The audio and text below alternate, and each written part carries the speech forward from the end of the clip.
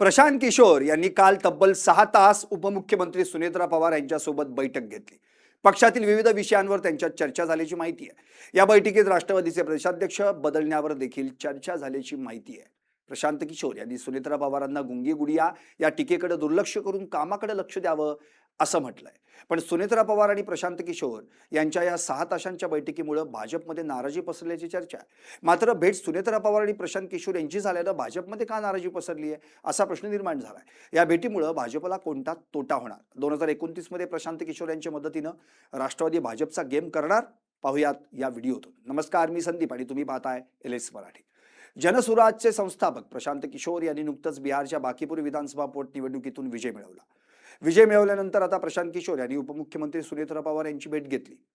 सुनेत्रा पवार आणि इतर नेत्यांसोबत प्रशांत किशोर यांची 6 तास बैठक झाली। या बैठकीला खासदार पार्थ पवार देखील उपस्थित होते अशी माहिती आहे। मात्र या बैठकीमुळे राजकीय वर्तुळात एकच खळबळ उडाली आहे। राज्याचे माजी उपमुख्यमंत्री अजित पवार यांच्या निधनानंतर राष्ट्रवादी काँग्रेसची संपूर्ण धुरा आता सुनेत्रा पवार यांच्या खांद्यावर आली आहे। अशा अत्यंत संवेदनशील आणि आव्हानात्मक काळात पार पडलेल्या या 6 तासांच्या गुप्त बैठकीमुळे महायुतीत मोठ्या चर्चांना उधाण आलंय। या बैठकीत केवळ पक्षाच्या पुनर्बांधणीवरच चर्चा झाली नाही, तर 2029च्या आगामी विधानसभा निवडणुकांचा पाया रचण्याच्या दृष्टीनं अत्यंत आक्रमक रणनीती आखण्यात आल्याची सूत्रांची माहिती आहे। या बैठकीदरम्यान प्रशांत किशोर यांनी राष्ट्रवादी पक्षाच्या सद्यस्थितीचा आढावा घेतला।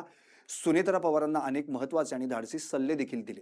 सूत्रांनी दिलेल्या माहितीनुसार किशोर यांनी थेट पक्षाच्या संघटनात्मक रचनेवर बोट ठेवत सध्याचे प्रदेशाध्यक्ष सुनील तटकरे यांच्या कार्यपद्धतीबाबत काही निरीक्षणं नोंदवली। पक्ष तळागाळापर्यंत मजबूत करायचा असेल आणि कार्यकर्त्यांमध्ये नवा उत्साह भरायचा असेल तर प्रदेशाध्यक्ष पदासह पक्ष संघटनेत तातडीनं मोठे फेरबदल करणं गरजेचं आहे, अशी थेट सूचना प्रशांत किशोर यांनी सुनेत्रा पवारांना दिल्याची माहिती आहे। याशिवाय विरोधी पक्षांकडून विशेषतः काँग्रेस पक्षाकडून सुनेत्रा पवार यांच्यावर सातत्यानं होणाऱ्या गुंगी गुडिया यांसारख्या वैयक्तिक आणि राजकीय टीकेकडे पूर्णपणे दुर्लक्ष करण्याचा सल्लाही त्यांनी दिला आहे।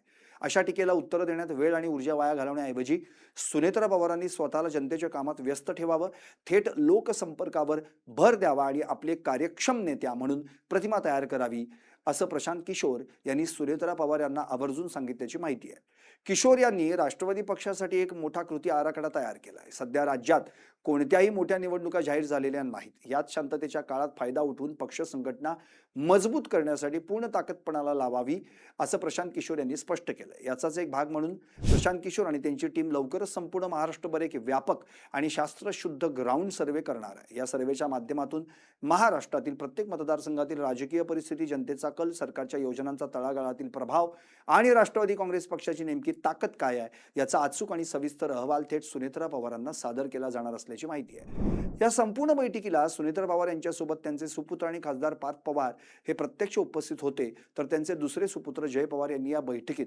ऑनलाईन माध्यमातून सहभाग घेतला होता, अशी सूत्रांची माहिती आहे। त्यामुळे पवार कुटुंबानं भविष्यातील राजकारणासाठी प्रशांत किशोर यांच्यावर मोठा विश्वास टाकल्याचं दिसून येतंय।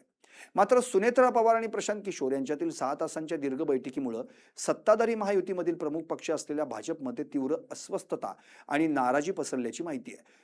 भाजपच्या या नाराजीमागे काही महत्त्वाची कारण आहे। प्रशांत किशोर यांच्या जनसुराज पक्षानं नुकतीच बिहारमध्ये झालेली बांकीपुर विधानसभा पोटनिवडणूक जिंकून भाजपला मोठा धक्का दिला। भाजपचे राष्ट्रीय अध्यक्ष नितीन नवीन यांच्या राजीनाम्यामुळे रिक्त झालेली ही जागा भाजपचा अभेद्य बालेकिल्ला मानली जात होती।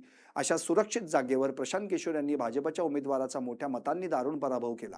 बिहारमध्ये भाजपला थेट पराभवाचे धूळ चालणाऱ्या नेत्याला महाराष्ट्रात आपलाच मित्रपक्ष असलेल्या राष्ट्रवादीनं पायगड्या घालाव्यात आणि थेट 6 तास चर्चा करून रणनीती बनवण्याचं काम द्यावं, ही गोष्ट भाजप नेत्यांच्या पचनी पडलेली नाही, अशी चर्चा आहे। या बैठकीपूर्वी भाजपच्या वरिष्ठ नेत्यांनी सुनेत्रा पवार यांची भेट घेऊन प्रशांत किशोरांना कोणत्याही प्रकारची मोठी जबाबदारी देऊ नये असा स्पष्ट राजकीय संदेशही दिला होता, अशी चर्चा देखील आहे। मात्र भाजपचा आक्षेप आणि दिलेला सल्ला डावलून सुनेत्रा पवारांनी प्रशांत किशोर यांच्याशी प्रदीर्घ चर्चा सुरू ठेवल्यानं भाजप नेत्यांच्या भावना दुखावल्या गेल्या आहेत।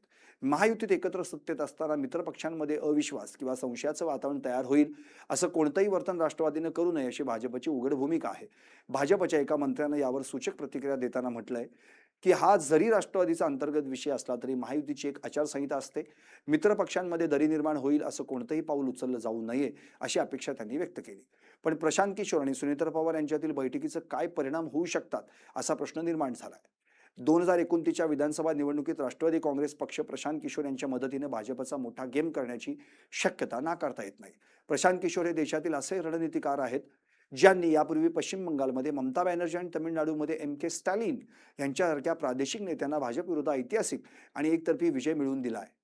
आता तोच प्रयोग महाराष्ट्रात होण्याची चिन्ह आहेत. राष्ट्रवादी काँग्रेस सध्या महायुतीत असली तरी भाजपच्या सावलीत राहून पक्ष संपवण्याऐवजी स्वतःची स्वतंत्र ताकद निर्माण करण्याचा प्रयत्न सुरू असल्याची माहिती आहे. भाजप 2029ची निवडणूक स्वबळावर लढण्याची शक्यता आहे. त्यामुळे शिंदे गटासह राष्ट्रवादीने देखील आपली ताकद वाढवण्यास सुरुवात केली आहे. प्रशांत किशोर यांच्या रणनीतीनुसार जर राष्ट्रवादीने राज्यव्यापी सर्वे करून भाजपच्या कमकुवत जागांवर आपले पाय घट्ट केले तर 2029 मध्ये राष्ट्रवादी 60 ते 70 जागा जिंकून स्वतः किंगमेकरच्या भूमिकेत येऊ शकते. त्यामुळे भविष्यात भाजपवर विसंबून राहण्याची राष्ट्रवादीची गरज संपून जाईल आणि भाजपला जागा वाटपात किंवा सत्ता स्थापनेत राष्ट्रवादीच्या अटी मान्य कराव्या लागतील. मात्र राष्ट्रवादीने या भेटीबाबत सारवासारव करण्याचा प्रयत्न केलाय. पक्षाचे मुख्य प्रवक्ते सूरज चव्हाण यांनी ही बैठक पक्षाची अंतर्गत संघटना मजबूत करण्यासाठीची एक सामान्य बैठक असल्याचं म्हटलंय.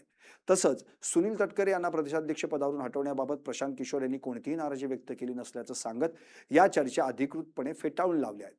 असं असलं तरी या बैठकीमुळे विरोधी पक्षांना मात्र महायुतीवर टीका करण्याची आयती संधी मिळाली आहे. आता प्रशांत किशोर यांच्या मदतीने राष्ट्रवादी पक्ष राज्यात कोणत्या पक्षाची ताकद कमी करणार हे पाहणं महत्वाचं ठरणार आहे. सुनेत्रा पवार केवळ पक्ष वाढवण्यासाठी प्रशांत किशोर यांची मदत घेत नाही आहेत की 2029 मध्ये मुख्यमंत्री होण्यासाठी मदत घेत आहेत? कमेंट करून नक्की सांगा. Bureau report, LS Marathi.